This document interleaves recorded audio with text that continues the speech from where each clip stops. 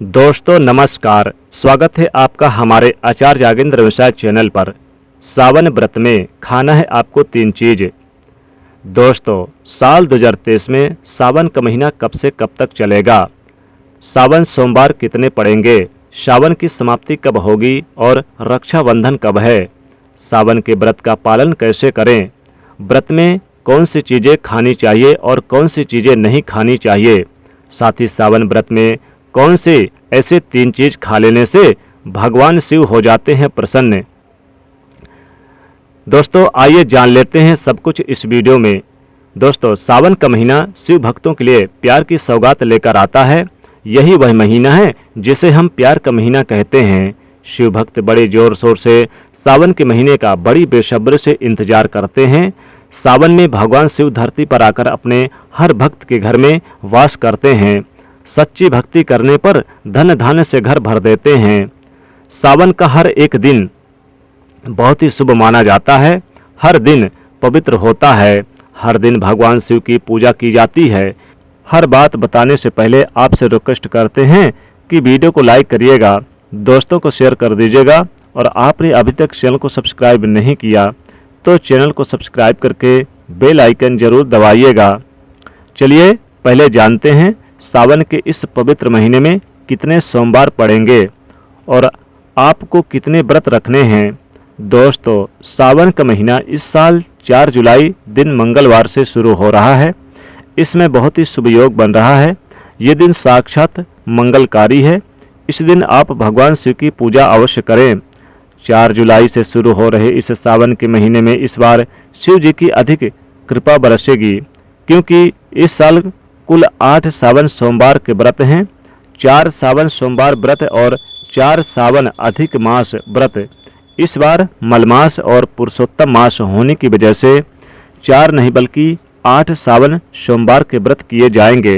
पहले सोमवार का व्रत 10 जुलाई को, दूसरे सोमवार का व्रत 17 जुलाई को, तीसरे सोमवार का व्रत 24 जुलाई को, चौथे सोमवार का व्रत 31 जुलाई को, 5वां सोमवार व्रत 7 अगस्त, छठा व्रत 14 अगस्त, 7वें सोमवार व्रत को 21 अगस्त और 8वें सोमवार का व्रत 28 अगस्त को रखा जाएगा। ऐसे में इस बार सावन पूरे 2 महीने तक रहने वाला है, यानी पूरे 58 दिन न कम न ज़्यादा भगवान भोलेनाथ आपके घर में स्थायी रूप से वास करने वाले हैं। तो ऐसे में दिल खोलकर भगवान शिव की उपासना और भक्ति में लग जाइए। आपको बता दें कि ये शुभ संयोग पूरे 19 सालों के बाद पड़ा है। दरअसल इस बार 18 जुलाई से 16 अगस्त तक सावन अधिक मास रहने वाला है। दोस्तों सावन का पहला सोमवार कब है? सावन के महीने का पहला सोमवार 10 जुलाई को पड़ेगा। इस दिन आप व्रत अवश्य रखें। भगवान भोलेनाथ आपकी सभी मनोकामनाएं अवश्य पूर्ण करेंगे। दोस्तों सावन की समाप्ति होगी 31 अगस्त को और रक्षाबंधन का त्यौहार मनाया जाएगा 30 अगस्त दिन बुधवार के दिन। सावन की समाप्ति होने से एक दिन पहले रक्षाबंधन का पर्व मनाया जाएगा। दोस्तों लेकिन क्या आप जानते हैं सावन के पवित्र महीने में 5 गलती नहीं करनी चाहिए। भगवान भोलेनाथ को 3 चीज़ें सोमवार के व्रत में नहीं चढ़ाना चाहिए। साथ ही 3 महिलाओं को सावन का व्रत कभी नहीं रखना चाहिए। घोर पाप लगता है, घर बर्बाद हो जाता है। आइए जानते हैं दोस्तों सावन के महीने में व्रत विधि और शिवलिंग पूजा कैसे करें और क्या क्या गलतियां नहीं करनी चाहिए। दोस्तों सोमवार व्रत विधि। सावन सोमवार के दिन जल्दी उठकर स्नान करें। इसके बाद भगवान शिव का जलाभिषेक करें। साथ ही माता पार्वती और नंदी को भी गंगा जल या दूध चढ़ाएं। और चाहे कुछ भी हो जाए शिवलिंग पर तुलसी का पात्र यानी कि तुलसी पत्ता गलती से भी ना चढ़ाएं, नहीं तो हो जाएगा सब उल्टा। पंचामृत से रुद्राभिषेक करें और बेलपत्र अर्पित करें। शिवलिंग पर धतूरा, भांग, चंदन, चावल चढ़ाएं और सभी को तिलक लगाएं। प्रसाद के रूप में भगवान शिव को भी घी शक्कर का भोग लगाएं। धूप दीप से गणेश जी की आरती करें और आखिरी में भगवान शिव की आरती करें और प्रसाद बांटें। दोस्तों सावन में कौन कौन सी गलतियां करने से शिव नाराज होते हैं, आइए यह भी जान लेते हैं। दोस्तों सावन के पवित्र महीने में सुबह जल्दी उठना चाहिए, नहीं तो शिव नाराज हो जाएंगे। सावन के महीने में हरी सब्जियां दूषित हो जाती है, इसलिए देखकर खाना चाहिए। उसमें कीड़े वगैरह हो सकते हैं जो आपके मुख में जाएंगे और आप बीमार पड़ सकते हैं। सावन में बैगन खाने से बचना चाहिए, भगवान शिव नाराज हो जाते हैं। इस पवित्र महीने में पति पत्नी को दूरी बनाकर रखना चाहिए। अगर आप संयम नहीं रखते तो भगवान शिव हमेशा हमेशा के लिए नाराज हो सकते हैं। सावन के पवित्र महीने में घर में रोना धोना नहीं चाहिए, हमेशा खुश रहना चाहिए। भगवान शिव बहुत प्रसन्न होते हैं और आपको माला माल कर देते हैं। दोस्तों, सावन के महीने में गलती से भी मांस मत खाना, मदिरा मत पीना, लहसुन प्याज कभी मत खाना। साथ ही आप यानी कि कुम्हड़े की सब्जी और पत्तेदार सब्जियां भी मत खाना। दरअसल इस पवित्र महीने में इनको सावन के महीने में खाने से व्यक्ति को पाप लगता है और नरक में जाना पड़ता है। घर में किसी भी सदस्य को चुगली आदि नहीं करनी चाहिए, नफरत नहीं फैलाना चाहिए, घर में साफ सफाई रखना चाहिए। साथ ही साथ दोस्तों बता दें कि सावन के महीने में आपको पत्तेदार यानी जो बंद गोभी है उसे भी नहीं खाना चाहिए, बैगन नहीं खाना चाहिए। साथ ही आपको सब्जियों में जो कुम्हड़े की सब्जी होती है जिसे कुंडा कहते हैं, कुम्हड़े की सब्जी भी नहीं खानी चाहिए। कुम्हड़े की सब्जी और बंद गोभी वाली जो पत्तेदार वाली गोभी की सब्जी होती है उसे भी सावन के महीने में नहीं खाना चाहिए। और साथ ही साथ दोस्तों बैगन नहीं खाना चाहिए, नहीं तो शिव हो जाते हैं नाराज और आपको सब उल्टा फल मिलने लगता है। इसलिए ध्यान रखें दोस्तों, सावन के महीने में भूल कर भी आपको यानी कि पत्तेदार वाली जो बंद गोभी है और बैगन और कुम्हड़े की सब्जी और लहसुन प्याज इत्यादि बिल्कुल भी ना खाएं। दोस्तों, सावन के महीने में बाल नाखून शेविंग आदि नहीं करना चाहिए, इससे आपको पाप लगता है और भगवान शिव क्रोधित हो जाते हैं। सावन के महीने में मीठा बोलने वाला व्यक्ति भगवान शिव की कृपा पा लेता है। वह व्यक्ति जल्दी ही करोड़पति बन जाता है क्योंकि उसके सर पर भगवान शिव का आशीर्वाद बन जाता है।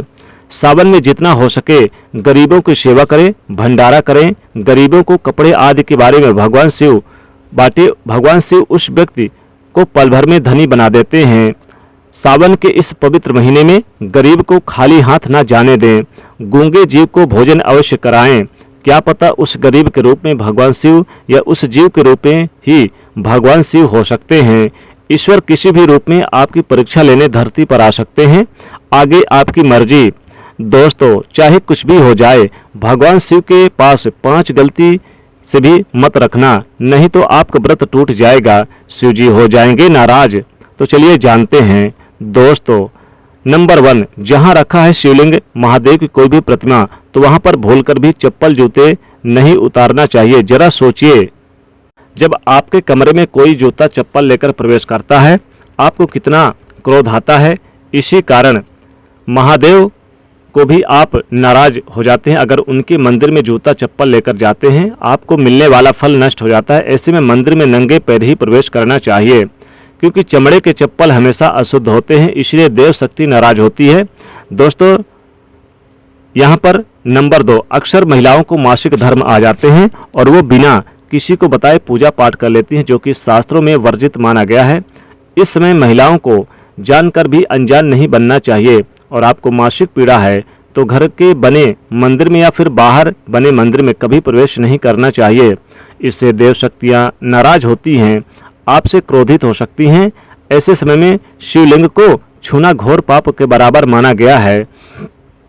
जरा सोचिए, ऐसी अवस्था में जब महिलाओं को बुरा लगता है तो ईश्वर को कितना बुरा लगेगा। इसलिए महिलाओं को ऐसी अवस्था में मंदिर की यात्रा, घर में यानी पूजा पाठ, भगवान की प्रतिमा को छूना, तुलसी में पानी डालना नहीं चाहिए। तुलसी का पौधा सूख जाता है। जब देव शक्तियां नाराज होती हैं तो लाजमी है कि घर में कंगाली और गरीबी, लड़ाई झगड़े होने लगते हैं। तो ऐसे में कभी मत करना दोस्तों ऐसे काम। दोस्तों, नंबर 3, शास्त्रों में बताया गया कि जहाँ होता है शिवलिंग तो वहाँ पर सभी शक्तियाँ सक्रिय रहती हैं। अगर घर में होता है शिवलिंग तो वह व्यक्ति महादेव जी की कृपा सदैव पा लेता है। वास्तु शास्त्र के अनुसार शिवलिंग हर वक्त ऊर्जा का संचार करता रहता है, इसलिए शिवलिंग पर जल धारा हमेशा होनी चाहिए जो ऊर्जा को शांत रखता है।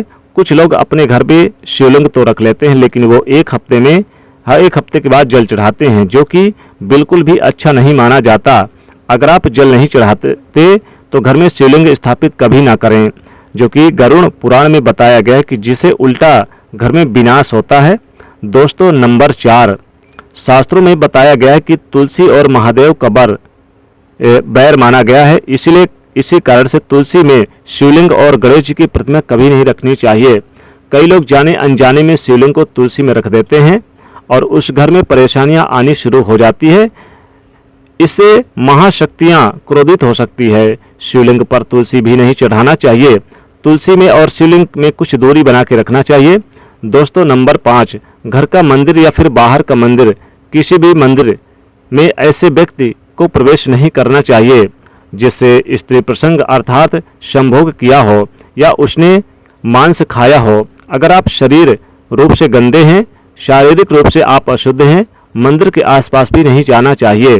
घर के बने मंदिर को कपड़ा आदि डाल देना चाहिए। जरा आप सोचिए, क्या आप मांस खाकर स्त्री के साथ शारीरिक संबंध बनाकर भगवान के पास जाएंगे और क्या वो आपसे प्रसन्न होंगे? बिल्कुल भी नहीं।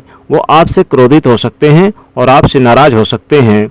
शास्त्रों में इसे घोर पाप माना गया है। इससे व्यक्ति नरक में जाता है। ऐसा दुष्ट स्वभाव मनुष्य के बर्बादी का कारण माना गया है। ऐसा ना करें। ईश्वर के सामने हमेशा नहा धोकर मन पवित्र लेकर ही जाना चाहिए। इससे सभी शक्तियां आपसे प्रसन्न रहती हैं। इसी के साथ ही क्या आप जानते हैं, सोमवार के व्रत में ये फल कभी नहीं खाना चाहिए।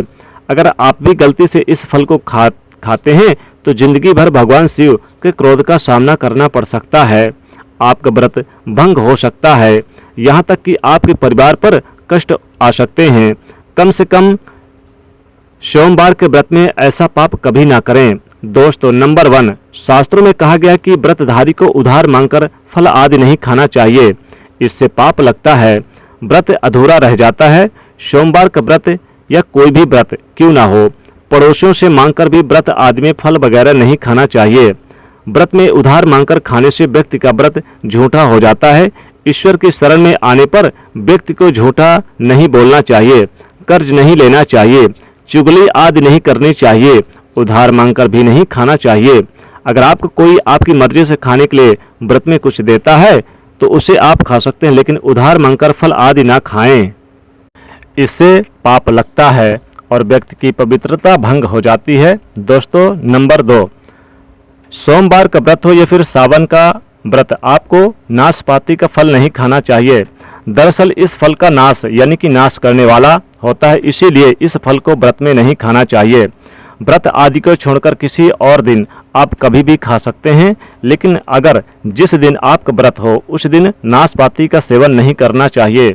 भगवान को भी नाशपाती नहीं चढ़ाना चाहिए। दोस्तों, नंबर 3, कुट्टू या फिर सिंघाड़े का आटा खाने से भी आपको व्रत टूट सकता है। आपको बता दें कि लंबे समय से पुराने आटे में घुन आदि कीड़े वगैरह पड़ जाते हैं जो ठीक तरह से दिखाई भी नहीं देते। ऐसा आटा खाने पर दरअसल आप मांस का सेवन करते हैं और व्रत में कीड़े वगैरह पड़ जाते हैं, इसलिए भूलकर भी आप ताज़ा आटे का ही सेवन करें। लंबे समय से रखे आटे में कीड़े पड़ जाते हैं, ऐसा कभी ना करें। व्रत में हमेशा शुद्धता का ध्यान रखिएगा। दोस्तों, बता दें कि आपको सावन के महीने में आपको फलों में जैसे सेब खाना है, केले खा लीजिए, अमरूद वगैरह खा सकते हैं। साथ ही साथ आप चाहें तो आप लौकी की सब्जी खा सकते हैं और साथ ही दूध का सेवन कर सकते हैं। दूध की बनाकर खीर का सेवन कर सकते हैं। व्रत आदि करते हैं तो आप दूध का सेवन कर सकते हैं, इससे विशेष लाभ होगा। सावन के व्रत में आपको खाना है ये चीज़ें, जी हाँ दोस्तों, सावन के महीने में ये 3 चीज़ें खाना है आपको जरूरी।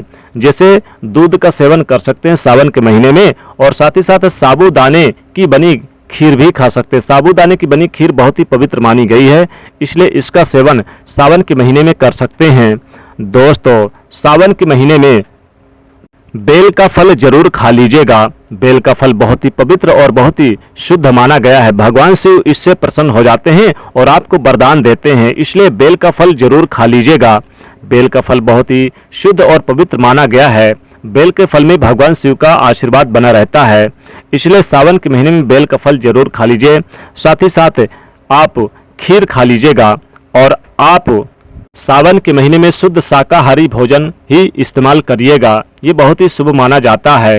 सावन के महीने में पक्का भोजन ही जरूर करिएगा और ब्राह्मणों को जरूर खिलाइएगा।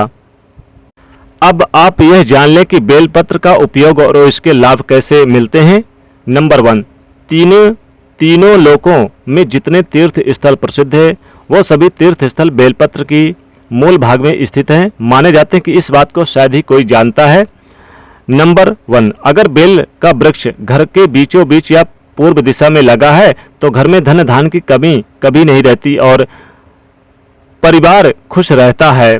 नंबर 3, जो व्यक्ति बेल वृक्ष में मूल भाग के गंध पुष्प आदि से पूजा अर्चना करता है उसे मृत्यु के पश्चात शिव लोक की प्राप्ति होती है।